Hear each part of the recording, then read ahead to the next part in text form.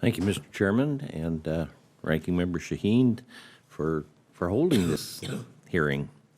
I want to congratulate both of you as chairman of the Budget Committee. I know that I'm just appalled at how many reauthorizations haven't been done, but we're still spending money on them.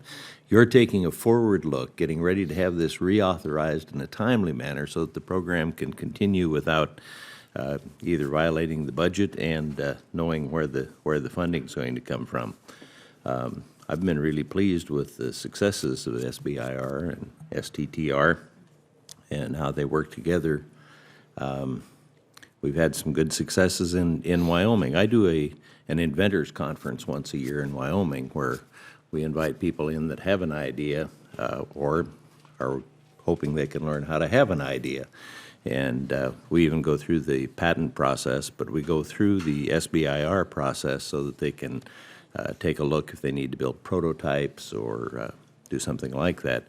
And then the opposite time of the year, we have a procurement conference, and that's where we encourage the federal agencies to come to Wyoming and see what products we have. And I've been pleased at the number of agencies that come out to do that, and we wind up with several $1 million worth of contracts each year because we have some great products that are at a low price. One of the first ones that I ran into a few years ago, in fact 9/11, we had a little problem with some chemical things around the Capitol. And we bought a nice huge truck, and anytime there was some kind of a chemical spill, whether it was powdered sugar or whatever around the Capitol, this big van would pull up and guys in spacesuits would jump out and they'd run in, they'd get some samples and they'd take it back to the van and analyze it and figure out what to do. And because of SBIR, we had an innovative group in Wyoming that came up with a thing that looked like a speed gun hooked to a little handheld computer. And they just point that at the substance, pull the trigger, and 10 seconds later they'd know what it was and what to do about it. Unfortunately, that hasn't developed into mass marketing yet across the world, but I think it should.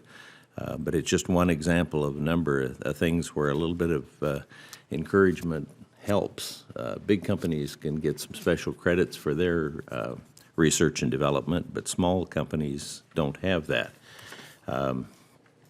So I appreciate what you're doing. My question would be if you could tell me a little bit more about what outreach efforts you have planned for the future to get more businesses into the SBIR and STTR programs.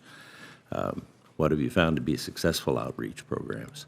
Sure. Well, we'll be going to Wyoming on June 27th. So hopefully we'll get your support there, I'm sure. So we tried this road tour event, and it actually worked really well. We had about 100 individuals at each location we went to. We learned a lot from the first go-around. It has two focus, basically. One is underrepresented states, so we look at the states that are getting the lower 1/3 of the awards. And so we go to each one of those. So this year, what we're trying to do is then also place an emphasis on women and minority. And it's challenging. It's obviously easier to go to a location where you know there's underrepresented in the community you're addressing. To bring in the women and minority has been harder, but we've developed relationships with the Society of Women Engineers and Minority Business Development Agency and things like that to try to get them to help us do the outreach so when we go to events. What we've expanded to, so from our 17 individual state road tour events where we'll go there for each a day, we're going to add 2-day events that there'll be 5 of that we'll also do in different regions. So as much as possible, my goal is we've set up a program where we'll be within 250 miles of every state in the country. We've been to Hawaii earlier this year, so we're trying to get out there and just put boots on the ground to bring program managers there. That's really important, but what's also important is once we leave, do you have people in that state that understand what SBIR is? They can do the training, they can walk them through grants.gov and figure out how do I put in an application and all those things. So what we're also trying to invest in with the administrative dollars that NSF has provided some to us is train the trainer tool. So instead of them each individually developing training, we develop it for them, and then we train them on what SBIR is. When there's changes at DOE or DOD and other places, we provide that information so they're aware of what's current. So we're trying to kind of hit it in multiple ways, but it's having people there, it's bringing the program managers, and it's having the material available so that they can train. Thank you. Excellent explanation. And